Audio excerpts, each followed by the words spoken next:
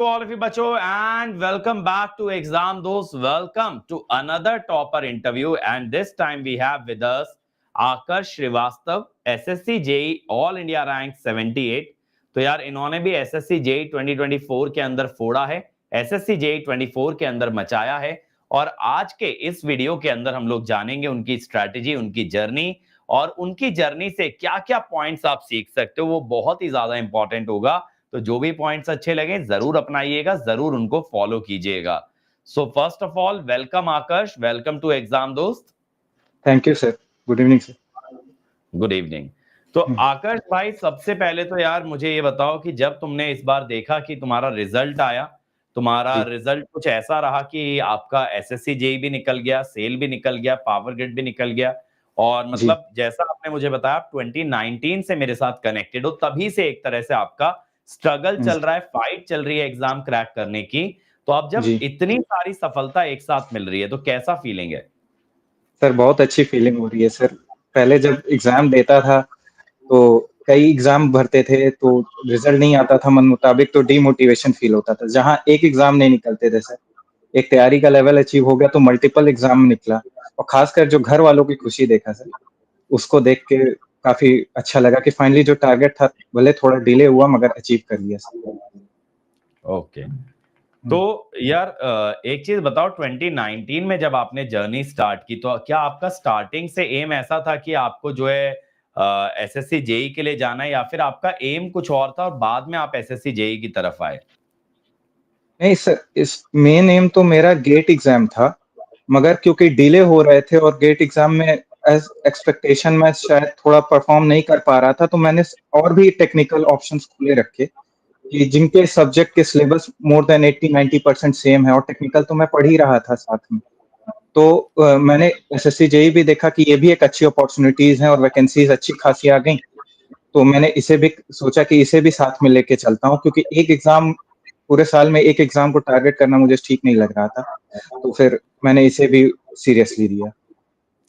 तो आकाश भाई जनरली काफी बच्चों का ये क्वेरी आता है कि गेट के साथ एसएससी की तैयारी कैसे करें, तो आपको क्या कदम एक्स्ट्रा उठाने पड़े कि गेट भी आपने मैनेज कर लिया एंड साइड बाय साइड आपने एसएससी को भी मैनेज कर लिया? सर गेट की तैयारी से आपके ये है कि आपके कॉन्सेप्ट तो बहुत स्ट्रांग हो जाते हैं, आपके न्यूमेरिकल कॉन्सेप्ट बहुत स्ट्रांग हो जाते हैं। एसएससी जेई के न्यूमेरिकल तो फिर आपको मतलब एकदम हलवा लगेंगे, उसके सामने गेट के आगे कुछ नहीं। एसएससी में एक्स्ट्रा पड़ता है थ्योरी पोर्शन और डेटा वाले क्वेश्चन। उसके लिए सर आपके लेक्चर्स विद्युत बैच के थे, उसमें देता था और डेटा वाले क्वेश्चंस के अलग से शॉर्ट नोट्स बनाता चलता था, जो कि एसएससी में एक्स्ट्रा है गेट के अलावा। और सर एक यूथ की बुक आती है, उससे मैं प्रीवियस ईयर लगाता था। और क्योंकि अदर एग्जाम के भी जैसे जेईई के क्वेश्चंस हैं, वो एसएससी जेईई में कॉपी पेस्ट बहुत चलता है क्वेश्चन, ये मैंने देखा कि कहीं और एग्जाम में आए थे, तो उस बुक को लगाने से भी काफी सर हेल्प हुई, तो उस हिसाब से मैंने मैनेज किया सर। तो बेसिकली जो बच्चा गेट की तैयारी कर रहा है तो उसको थोड़ा एक्स्ट्रा पोर्शन पे काम करना चाहिए। और बच्चों में आपको ये बताऊं, जैसे मशीन हो गया, पावर सिस्टम हो गया, इन सब में थोड़ा फैक्चुअल बेस्ड क्वेश्चन आपको एसएससी में देखने मिलेंगे जो गेट में नहीं आते, तो आप उन क्वेश्चंस को अलग से तैयार करो। और जैसा आपको आकर्ष ने बताया कि यार सभी जेई एग्जाम के क्वेश्चन लगाओ, सिर्फ अपने आप को एसएससी जेई तक रिस्ट्रिक्टेड मत रखो, तब आप एसएससी जेई में बहुत सारे क्वेश्चन डायरेक्टली टिक करके आ सकते हो, क्योंकि as it is repeated question आ जाएगा। तो आकर्ष भाई अगर एक बार क्विक ओवरव्यू लें आपकी जर्नी का, आपकी जर्नी 2019 से स्टार्ट हुई, तो 2019 से लेकर के 2025 तक कैसी ये जर्नी रही, क्या इसके अंदर चैलेंजेस आए और क्या आपके माइलस्टोन्स सर रहे? चैलेंजेस तो बहुत आए सर, बीच में कोविड पीरियड भी आया, तो सर उसमें उसमें वैकेंसीज का कम आना, घर पे रहना और भी अगल बगल लोग कोई प्राइवेट जॉब ही सही कुछ भी कर रहा था, तो वो लगता था कि मैं कर पाऊंगा। फिर भी मैं सर मेरे घर वालों ने बहुत सपोर्ट किया। मेरे साथ ये प्रॉब्लम थी कि मैं बैठ तो जाता हूँ पढ़ाई के लिए, मगर मैं लॉन्ग ड्यूरेशन नहीं बैठ पाता था। तो यहाँ तक कि मेरे छोटे भाई ने, मेरे मदर फादर ने इतने समय जो मैंने तैयारी की है, मेरा मोटिवेशन बनाए रखा, मुझे कभी फोर्स नहीं किया कि तू अब जॉब कर ले या कुछ और कर ले, कुछ और देख ले। उसके साथ तो घर वालों के सपोर्ट मैं सर मेन कहूंगा कि उसकी वजह से मैं अपना कंटिन्यू किया और सेल्फ बिलीव बनाए रखा सर। और धीरे धीरे करते ही सही, बहुत टॉपर तो मैं शुरू से नहीं था, एवरेज स्टूडेंट ही था, तो घिस घिस के ही सही फाइनली यहाँ तक पहुंच गया सर।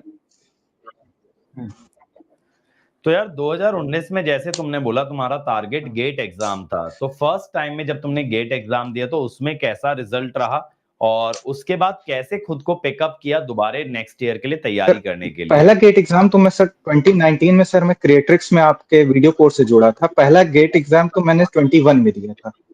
तो उस साल तो हाँ, उस साल मेरे ओके। रैंक तो सर 9000 समथिंग में जस्ट क्वालिफाई हुआ था। तो थोड़ी हाँ, तो जो भी ओके। थोड़ी बहुत तैयारी थी, क्योंकि उस समय लास्ट में मेरे कॉलेज का भी प्रेशर ज्यादा आ गया था प्रोजेक्ट्स वगैरह का, तो मैं लास्ट में मैनेज नहीं कर पाया था। फिर मैंने तैयारी सर शुरू की, उसके बाद तो उसके बाद मैं 2000 रैंक तक आया अगले साल 2022 में। फिर उसके बाद 1100 रैंक आया और फिर इवेंचुअली 650 रैंक आई। उसके बाद मैंने पावर ग्रिड में और अभी हाल ही में सेल में भी सिलेक्शन। तो ग्रेजुअली सर इम्प्रूव करता गया, अपनी मिस्टेक्स पे काम करता गया।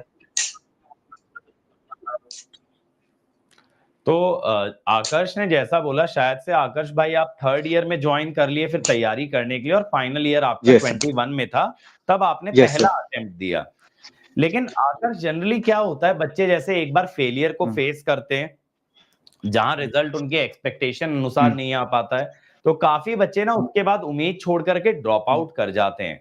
तो आपने कैसे खुद को ये समझाया जब पहली बार आपने बोला जस्ट क्वालिफाई के 9000 रैंक आया, कि नहीं यार एक साल और इन्वेस्ट करते हैं, एक बार और ट्राई करते हैं और जान लगाते हैं? ये एटीट्यूड, ये फीलिंग कैसे अपने अंदर लेकर के ये आए? तो सर नहीं कहूंगा कि फेलियर से डर नहीं लगा, या फिर डर तो लगा, और ये क्वेश्चन भी आया मन में कि आगे होगा कि नहीं हो पाएगा। मगर एक सर टारगेट बना लिया था। और हमारे प्राइवेट कॉलेज था, वहां पे आईटी सेक्टर्स की कंपनियां आती थी, मुझे उधर कहीं नहीं, कभी नहीं जाना था। मुझे जाना था अपने कोर सेक्टर में काम करना था।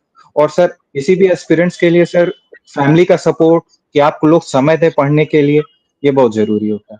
मुझे घर से सपोर्ट मिलता रहा। और फिर मैंने देखा कि सर 2 वक्त की रोटी तो सभी कमा लेते हैं, कुछ ना कुछ तो इंजीनियरिंग किया है तो कर ही लेंगे। अब जो एम बनाया है, जो मन में सोचा है, अगर वो नहीं करेंगे तो फिर जिंदगी भर रिग्रेट होगा कि शायद थोड़ा और अटेम्प्ट मार लिए होते, वो पहुंच जाते। रिग्रेट के साथ नहीं जीना था सर। तो बच्चों ये चीज बहुत इंपॉर्टेंट है, जब आप अपना गोल डिसाइड कर चुके हैं कि यार जैसे आपने डिसाइड कर लिया कि आपको गेट एग्जाम क्रैक करना है, एसएससी जेई क्रैक करना है, तो फिर जब डिसीजन ले चुके हो तो बार बार ना रीथिंक नहीं करना। क्योंकि देखो नौकरी पाने के तो कई रास्ते हो सकते हैं, जैसा आकर्ष ने बोला 2 वक्त की रोटी तो कमाई जा सकती है, लेकिन अगर लाइफ में कुछ अच्छा करना और कोई सपना देखे हो तो उस सपने को चेज करना बहुत जरूरी है। अगर उसको गिव अप कर दोगे कि यार ठीक है नहीं हो पा रहा, मेरे तो बस की ही नहीं है, तो फिर आपको नहीं पता आपकी किस्मत में क्या लिखा था। किस्मत को जीवन भर कोसते रहोगे, लेकिन हो सकता है आपकी किस्मत में बहुत ऊंचाइयां लिखी थी, बस आप ही हो जो पहले ही पीछे हट गए। अब जैसे आप ये देखो कि आकर्ष को 3-4 साल लगे, ग्रेजुअली रैंक इंप्रूव हुआ, लेकिन वो जो परसिवरेंस था कि यार डटे रहना है ना, कोई भी चुनौती आ जाए सामने हटना नहीं है, तो वो एटीट्यूड बहुत ज्यादा मदद किया 650 रैंक तक आने में। तो जैसे देखो 9000, 2000, 1100, 650, 4 गेट के अटेम्प्ट लग गए पावर ग्रिड तक पहुंचने में। लेकिन यार आपकी जर्नी सुनकर के लगता है जैसे आप गेट भी निकाल लिया, पावर ग्रिड निकाल लिए, तो फिर वाई एसएससी? मतलब एसएससी तो उससे नीचे लेवल का जॉब आपको देगा। तो सर मेरी जब गेट रैंक आई थी, ये है कि मैंने इंटरव्यू तो पावर ग्रिड का पहले दे दिया था, एसएससी जेई मेंस की। मगर सर जब मेरा रिजल्ट आया, एसएससी जेई मेंस हुआ है 6 तारीख को, मेरा रिजल्ट आया है 12 तारीख को पावर ग्रिड। तब तक मेरे हाथ में ना पावर ग्रिड का रिजल्ट था, ना सेल का रिजल्ट। और मैंने इंटरव्यू दिया था, और मेरी रैंक भी सर ना बहुत खराब ना बहुत अच्छी, ये थी कि वहां पे मुझे कई लड़के ऑल इंडिया रैंक 30-40 भी मिल गए थे। तो मुझे लगा कि मेरा होगा कि नहीं। और एसएससी जे प्री क्वालिफाई कर लिया था। मैं कहा अब तो मैं इंटरव्यू दे ही आया हूँ, जो होगा देखा जाएगा। मेंस अभी मेरे हाथ में, मैं उसको एकदम दम लगा के देता हूँ। अगर नहीं हुआ इंटरव्यू में तो कम से कम मेरे पास एसएससी जे मेंस निकाल लूंगा, तो कम से कम मेरे पास ये तो रहेगा। हाँ और देखो यार जो लोग एसएससी जेई वाले हैं जानते नहीं है, मैं आपको ये बता दूं 650 रैंक गेट के अंदर गारंटी नहीं करता है पीएसयू सिलेक्शन। क्योंकि पीएसयू सिलेक्शन अगर श्योर शॉट चाहिए तो कहीं ना कहीं अंडर 200, अंडर 300 रैंक आना चाहिए। तो उस मामले में आकर्ष का डिसीजन सही था। इन्होंने जरूर देखा होगा पावर ग्रिड के इंटरव्यू में ऑल इंडिया रैंक अंडर 50 वाले बच्चे बहुत भरे पड़े होंगे, तो वहां पे 650 रैंक पे ये उम्मीद करना कि हो ही जाएगा, वैसा कोई श्योरिटी नहीं होता। तो दैट इज वाई उन्होंने मेंस के लिए जाने का फैसला लिया। प्री तो पहले ही क्वालिफाई कर चुके थे। फिर यार बीच में आपने ये भी बताया कि सेल का भी आपका रिजल्ट आ गया, सेल भी आपका क्रैक हो गया। तो जी सेल सर। के लिए कौन सा एग्जाम आपने दिया था और सेल का रिजल्ट कब आया? सर सेल का रिजल्ट तो सर 2 दिन पहले, जब ये इंटरव्यू कह रहा हूँ 2 दिन पहले आया है। आपको मैंने मैसेज भी किया था सर, और सेल भी गेट के थ्रू ही हुआ था, और उसका भी इंटरव्यू पावर ग्रिड के बाद ही हुआ था, करीब पावर ग्रिड के 20 दिन बाद हुआ था, और उसका भी रिजल्ट अब जाके आया है, जब एसएससी जेईई मेंस का भी रिजल्ट आ गया, सब हो गया, तो अब जाकर आया। काफी डिले हो गया सर, 4 मंथ्स के डिले।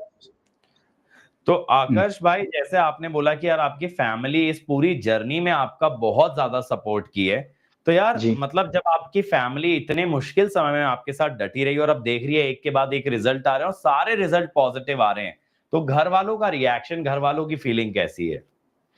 सर घर वालों का रिएक्शन देख के ही तो लगता है कि सर कुछ वर्थ इट अचीव किया है, क्योंकि घर में सर मेरी मदर हो, फादर हो, उन्होंने मेरा बहुत सपोर्ट किया है सर। और यहाँ तक कि मेरा छोटा भाई, जो कि मैं कहूंगा मुझसे ज्यादा पढ़ता है, ज्यादा ड्यूरेशन पढ़ता है, वो मुझे कहता था कि तुम इतनी जल्दी क्यों उठ जाते हो, और देर तक पढ़ा करो, नहीं तो कैसे होगा। और तो घर वालों की खुशी, और मेरे सर दादाजी भी हैं, उनकी खुशी देख के लगता है कि सर हम वर्थ इट है, कि जो अचीव किया फाइनली पाने निकला था, उनकी खुशी देख के लगता है कि वर्थ इट।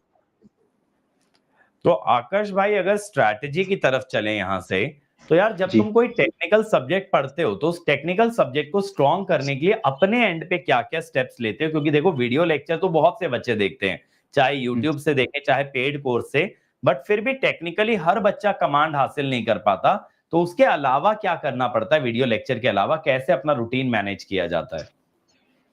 सर एक तो मैं कहूंगा कि सर वीडियो लेक्चर जो मेरे साथ भी प्रॉब्लम थी, जो मैंने बाद में सीखा, कि एक तो हमें आदत लग जाती है sir video lecture binge watch करने की, कि हम हर बार लेक्चर को लगातार ही एक बार देख लिया, फिर 2x पे देख लिया, और हम सोच रहे हैं पढ़ाई हो रही।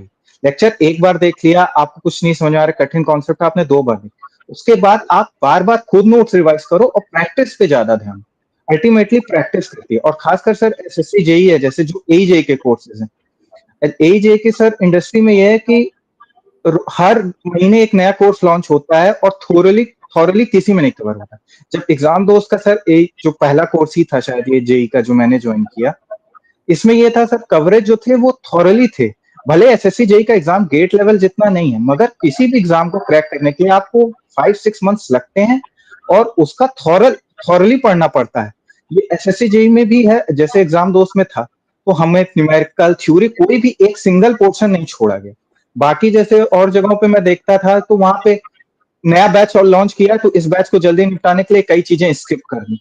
और कई लड़के ये भी सोचेंगे कि यार एई जेई के कोर्स के लिए इतना नीडेड है, मगर मैं सर कहूंगा कि इतना नीडेड है अगर आप थॉरली पढ़ते हो और एक एक क्वेश्चन मैटर कर जाता है, और तब जाके आपका सिलेक्शन फाइनली हो पाता है। और प्रैक्टिस करना है, और बिंज वॉच करने से वीडियो लेक्चर्स को बचना है, खुद पे ज्यादा काम करना।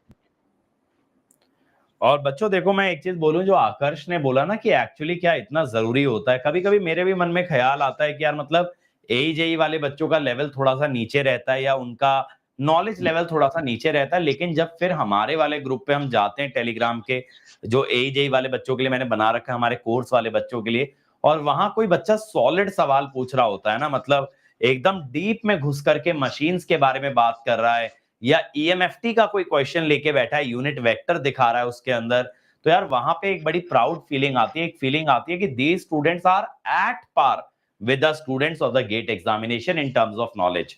हाँ, हो सकता है एसएससी वाले बच्चों का न्यूमेरिकल एबिलिटी थोड़ा कमजोर हो सकता है उन्हें आसान क्वेश्चन तेज बनाने की आदत हो, रेदर देन टफ क्वेश्चन में 5 मिनट 10 मिनट बैठ करके बनाने की आदत हो, लेकिन थ्योरी वाइज मैं एक चीज बोल सकता हूं, गर्व से बोल सकता हूं, जितने भी बच्चे हमारे साथ एजेई की तैयारी किए हैं या कर रहे हैं, थ्योरी वाइज बेटा एक कॉन्सेप्ट में वो लोग लैग नहीं करते हैं, पूरी बराबर की टक्कर दे सकते हैं, और सही बताऊं तो कहीं ना कहीं गेट वाले बच्चों को एक्सीड कर सकते हैं, क्योंकि यहाँ पे बच्चे थ्योरी पे ज्यादा काम करते भी हैं। तो अगर आप सीख लेते हो ना चीजें लॉजिकली, तो बच्चे मेरे पास डाउट पता है कैसा लेके आते हैं कि यार ये प्रोसेस हो रहा है ना सर, हमको क्या लगता है ये इस तरह का इसके पीछे का रीजन होना चाहिए, क्या सर मेरा थॉट सही है?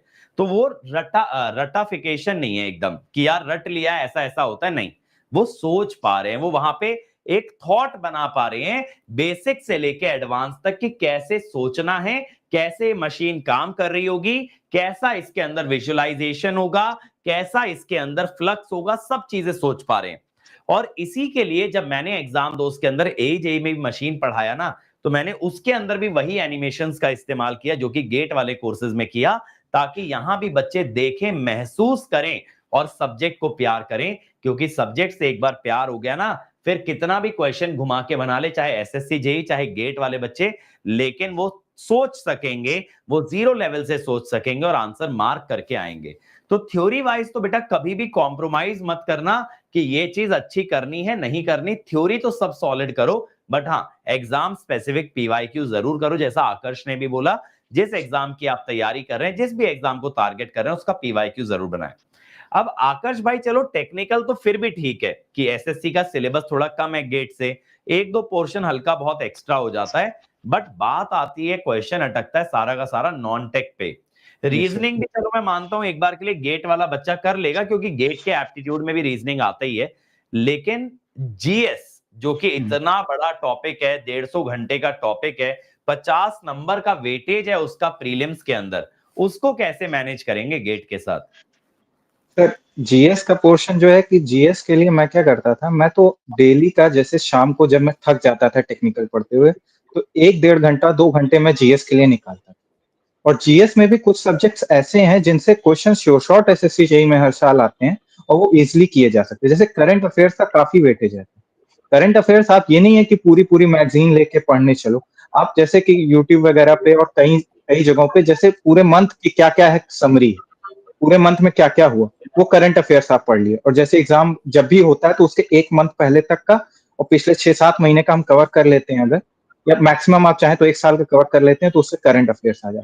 पॉलिटी सब्जेक्ट मुझे इंटरेस्टिंग लगता था, तो पॉलिटी सब्जेक्ट को मैंने जो पढ़ा था।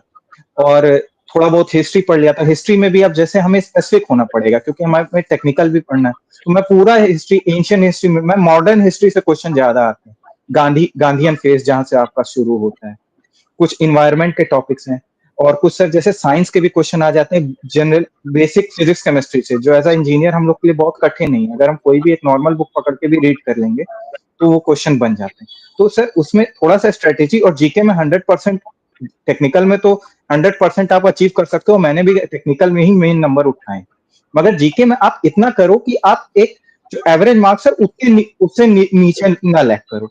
रीजनिंग और टेक्निकल में आप पूरा उठाओ, तो उससे आपका काम फिर आसानी से हो जाता है, आप अच्छा खासे नंबर से क्वालिफाई कर सकते हैं। तो बच्चों ये चीज बहुत जरूरी है कि जीएस को आप ब्रेक डाउन जरूर करें कि आपको कौन से पोर्शंस करने हैं। तो आकर्ष ने बताया पॉलिटी आप कर लो, मॉडर्न हिस्ट्री अच्छे से कर लो, साइंस अच्छे से कर लो, और करंट अफेयर पिछले 1 साल के अगर आप करते हो तो बहुत ही अच्छा है।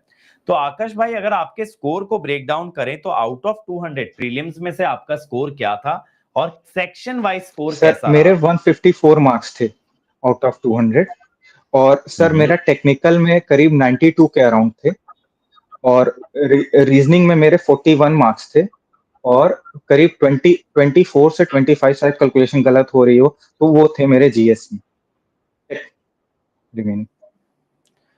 तो बच्चों देखो ये चीज बहुत इंपॉर्टेंट है एज एन इंजीनियर, अगर आप जीएस बहुत अच्छा नहीं कर सकते ना, तो फिर टेक और रीजनिंग ये दो पोर्शन में मचाना पड़ेगा। तो 92 आउट ऑफ 100 लाना टेक्निकल पोर्शन में खुद में बहुत बड़ी बात है, चाहे एग्जाम एसएससी जेई क्यों ना हो, क्योंकि एसएससी जेई में भी टाइमर का प्रेशर बहुत होता है, गलतियां होने के चांसेस बहुत होते हैं। तो आपका first priority as an engineer रहना चाहिए टेक्निकल और रीजनिंग। 150 नंबर तो यहीं से बनते हैं, 150 में से अगर आप 125 130 टारगेट करते हैं तो कट ऑफ आपकी क्लियर हो गई। अब जो भी आप जीएस के अंदर मार्क्स लेके आओगे वो कट ऑफ के ऊपर आपको लीड देगा। इसके अलावा आकाश भाई आपका एक्सपेक्टेड स्कोर क्या था for SSC JE mains examination out of 300? मैंने तो कोशिश तो सर, एसएससी जी मेंस इस बार काफी इजी आ गया था, मैं ये कहूंगा कि प्री से भी इजी मेंस आ गया था। लोग कहने को तो उसमें कैल्सी वगैरह थी इन्वॉल्व, मगर वो उतना टफ नहीं था। तो सर मैंने तो उसमें काफी अच्छे किए थे, इस बार आंसर की भी काफी गलत आई हैं, उसके बाद नंबर बढ़े होंगे वो तो मुझे नहीं पता सर, मगर मैंने मैंने जो है 262 मार्क्स पाए हैं प्री, मतलब चैलेंज करने के पहले मेरे 262 मार्क्स थे, मगर मैं एक्सपेक्ट तो 275 अराउंड कर रहा था, वो शायद बढ़ भी गए होंगे, अभी फाइनल आंसर की मैंने नहीं कैलकुलेट किए हैं, कुछ मार्क्स मेरे बढ़े हैं, मैंने चैलेंज भी किए थे क्वेश्चन। तो बच्चों देखो अगर टेक्निकल सॉलिड है तो प्री में आप देखो आकर्ष के 100 में से 92 मार्क्स, और आप मेंस में देखो आउट ऑफ 300 270 मार्क्स। तो आप खुद समझ सकते हो बेटा टोटल एग्जाम आपका 500 नंबर का है, जिसमें से 400 नंबर सिर्फ और सिर्फ टेक्निकल के हैं और इन 400 में से आसानी से आप 350, 360, 370 मार्क्स जैसे आप लेके आ सकते हो और बहुत ही अच्छा रैंक आप एसएससी में बना सकते हो। और मेंस के एग्जाम का जो एक फोबिया बना रखा है ना, लोगों ने एक माहौल बना रखा है कि मेंस टफ आता है, तो मेंस उतना टफ नहीं आता बेटा कि आप गेट की लेवल की तैयारी करें या फिर आप इंजीनियरिंग सर्विसेज के लेवल की तैयारी करें। इसीलिए मैंने जब मेंस की सीरीज भी यूट्यूब पे कराई थी, तब बच्चों का यही कहना था, सर आप सिंपल क्वेश्चन करा रहे हैं, आप टफ कराइए। और जितना मैंने क्वेश्चन कराया उससे भी इजी लेवल का एसएससी ने पेपर सेट किया।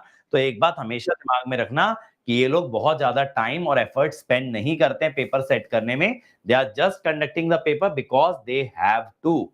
तो इसीलिए बहुत ज्यादा ना गेट की तरह घुस करके, बच्चे की मेंटालिटी जज करके, बच्चे से एक कदम आगे, ये सब कुछ नहीं है यार। पेपर कंडक्ट कराना है, टॉप रैंकर्स को सिलेक्ट करना है, नौकरी देनी है, आगे बढ़ना है, सिंपल सा काम है। वहां पे इतना ज्यादा ये लोग नहीं सोचते हैं। इसीलिए प्रीवियस ईयर क्वेश्चन बैंक लगाना, फॉर्मूले अच्छे से रिवाइज करना, थ्योरी को अच्छे से याद करना, सिलेबस को ब्रेक डाउन करना, ये बहुत से इंपॉर्टेंट फैक्टर्स होते हैं जो कि आपकी तैयारी में मदद करेंगे। और जितने भी सिलेबस के इंपॉर्टेंट पोर्शन होते हैं वो तो मैंने आकर्ष से उन सब बारे में बात कर ही ली है, और उम्मीद करता हूं वहां से आप लोग भी सीख गए होंगे किन चीजों पे ज्यादा फोकस करना है, किन चीजों पे कम फोकस करना है। और जैसा आकर्ष ने बताया, आकर्ष हमारे विद्युत महापैक के साथ जुड़े हुए थे, जिसके अंदर हम सारे ही कोर्सेज दे देते हैं। मतलब इतने कोर्सेज मैं आपको सच बताऊं गेट और ईएससी के अंदर भी नहीं मिलते हैं जितने की हमारे विद्युत महापैक के अंदर मिलते हैं। तो आप इस कोर्स का हिस्सा बन सकते हैं अगर आपको लगता है वर्थ इट है। अगर आपको लगता है कि आपको सब्जेक्ट सीखना है, सिर्फ ऐसा नहीं है कि ऊपर से पढ़ लेना है, क्योंकि यार ऊपर से पढ़ने के बाद ना कॉन्फिडेंस तो नहीं आएगा। हाँ, भले टीचर्स माहौल बना सकते हैं यूट्यूब के ऊपर, बहुत ज्यादा ऑडियंस कलेक्ट कर सकते हैं, लेकिन नॉलेज अगर गेन करनी है जिसके बाद रटना मिनिमम पड़े और ज्यादा से ज्यादा क्वेश्चन आप एग्जाम में कर पाए, तो आई वुड सजेस्ट कि Vidyut Mahapack is the best course for you. And again, a very congratulations, Akash, for cracking so many exams and getting such wonderful results. And I really hope in the future you crack engineering services and maybe, who knows, civil services target as है well. Sir. Thank you. बिल्कुल यार, आगे बढ़ते रहो और definitely आप कुछ अच्छा करोगे, इससे भी बहुत बेहतर करोगे। और बहुत खुशी है यार कि 2019 में जब हम लोग क्रिएट्रिक्स रन कर रहे थे, आकाश तब से हमारे साथ कनेक्टेड है, और आज इतने सालों की स्ट्रगल के बाद अपने माँ बाप को, अपने परिवार को और सबसे इंपॉर्टेंटली खुद को जो खुशी दे पाए हैं, शायद अगर बीच में गिव अप कर दिया होता तो बिल्कुल भी पॉसिबल नहीं हो पाता। So thank you and again a very big thank you sir. Congratulations to